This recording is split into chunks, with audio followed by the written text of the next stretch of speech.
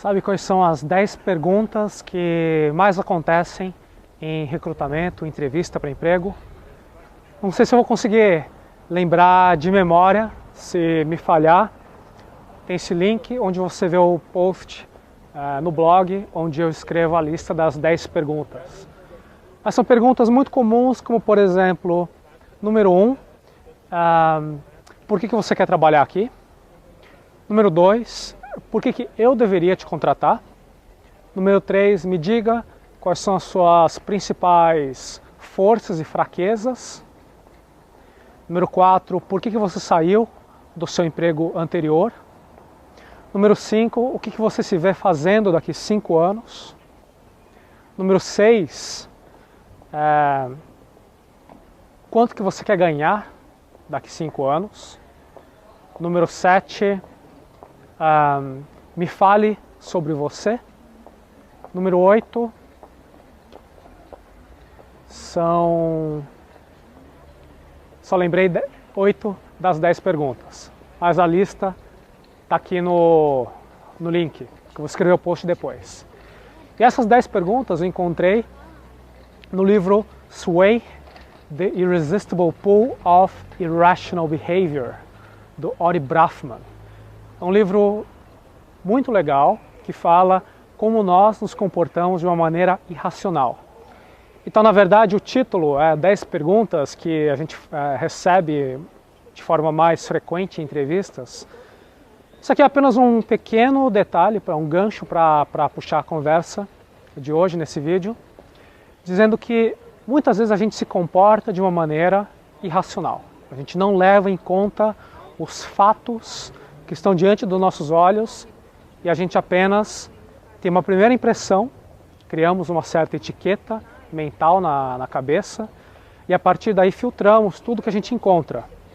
Quando existem fatos que comprovam aquela primeira intuição, aquela primeira impressão, então a gente lembra, e quando aparecem fatos que vão contra a nossa impressão inicial, a gente ignora.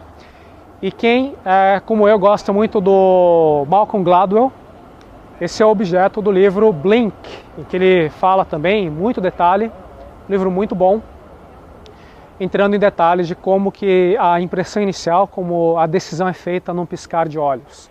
No caso do Ori Brafman, o primeiro capítulo do livro, ele conta a história de uma garota chamada Amy, que uma garotinha, criança, bebê, e a mãe a levou para o hospital porque a garota estava passando mal. Os médicos fizeram uma certa análise, mas identificaram que a mãe tinha uma certa tendência hipocondríaca, estava ficando meio desesperada. Então acharam que talvez não fosse nada e deixaram a mãe retornar para casa com a filha.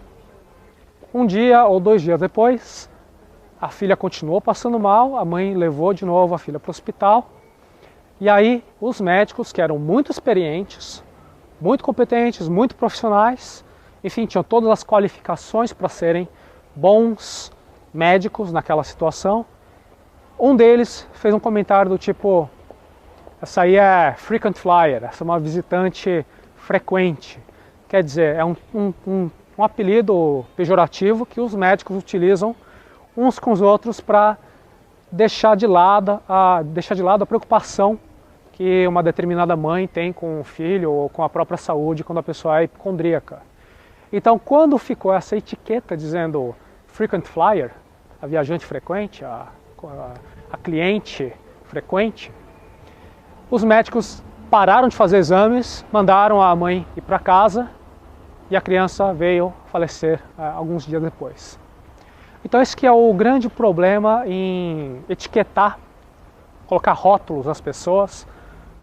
Por exemplo, aquele amigo no colégio ou na faculdade que todo mundo fala mal, você nunca conversou com aquela pessoa, você já acha que o cara é um chato ou que é uma pessoa que vai ter uma experiência muito negativa, muito ruim numa conversa.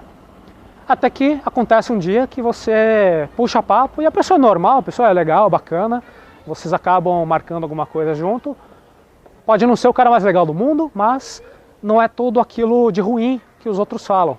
Então quem tem uma cabeça mais aberta já deve ter se questionado E se quiser entender um pouco mais em detalhes, eu aconselho a leitura tanto do Sway, eu não sei se tem uma tradução em português, se tiver eu coloco o link aqui no vídeo, provavelmente não tem, nunca vi isso numa livraria brasileira, mas o Malcolm Gladwell, que fala bastante disso no livro Blink, inclusive tem muita gente que pratica mais a parte espiritual, eu não conheço muito bem, eu acho que existem práticas espirituais e filosofia budista, se eu não me engano, meditação.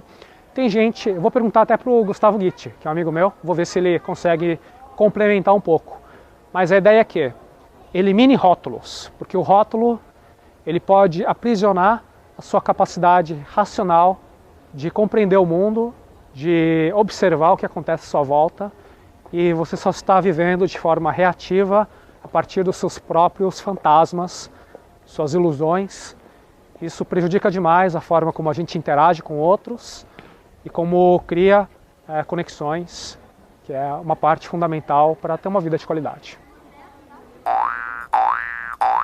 Olha que viagem a minha, já tinha colocado até o boné e o cachecol para ir embora, que está uma friaca danada, e fui dar uma revisada como é que tinha ficado o vídeo que eu fiz aí das 10 perguntas e vi que não tem o menor nexo, porque comecei falando de 10 perguntas de entrevista e daí joguei no meio, sem fazer o gancho, com o livro do Brafman. O lance é o seguinte, quando você vai para uma entrevista de emprego, você sabe já que vai ter essas perguntas ensaiadinhas, que você tem certeza que a pessoa que vai fazer a entrevista de emprego vai te perguntar: por que eu devo te contratar? Me fale sobre você, quais são as suas fraquezas? Aí você já, obviamente, malandrão, pesquisou na internet, eu já sabia, que quando a pessoa te pergunta, me diga qual é a sua fraqueza, você fala, ah, então, olha, eu sou perfeccionista.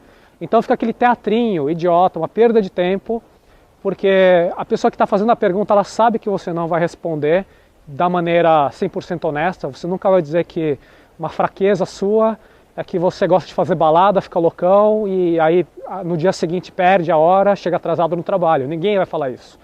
Então, no processo de entrevista, o que você vai responder ou não, geralmente importa muito pouco, porque todo mundo sabe que tem o teatrinho que fica rolando. O motivo da entrevista é para que a pessoa que está te avaliando tenha uma intuição a respeito de você. Se você é uma pessoa que, por exemplo, responde com muita propriedade, eu quero trabalhar na sua empresa porque eu sei que vocês tiveram um lucro grande, estão expandindo no setor XYZ. Então quando você dá uma resposta completa, isso está subcomunicando para o empregador que você é um sujeito proativo, que você é um sujeito que se prepara, que você sabe articular ideias, que você consegue transmitir a sua personalidade de forma agradável, etc, etc. Então, essa primeira impressão muitas vezes pode ser positiva, pode ajudar o empregador, em outros casos pode ser muito negativa e o Brafman faz a analogia da entrevista de emprego com namoro. Quando você vai conhecer uma garota, ou a garota te conheceu, vocês marcam de fazer um cinema, fazer um jantar e aí tem aquele bate-papo para se conhecer.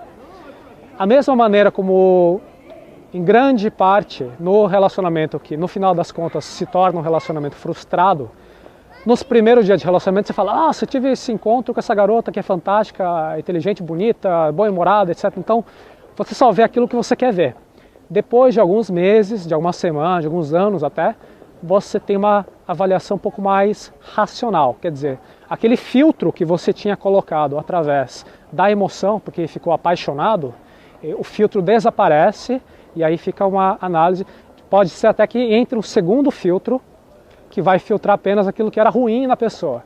Então é aquela brincadeira de que no começo tudo é bonitinho e depois quando você termina você só vê o lado ruim. Então geralmente os amigos, a família, quando você pergunta o que você acha desses dois namorando, geralmente os amigos que conhecem melhor a pessoa têm uma capacidade mais objetiva de fazer uma avaliação.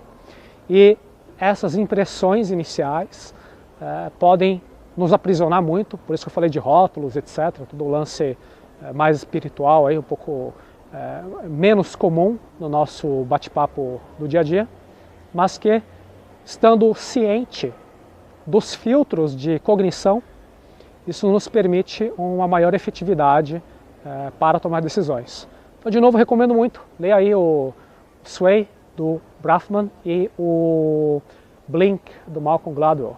Desculpem aí pelo boné feio, o cachecol do South Park, mas é porque está muito frio aqui em Zurique.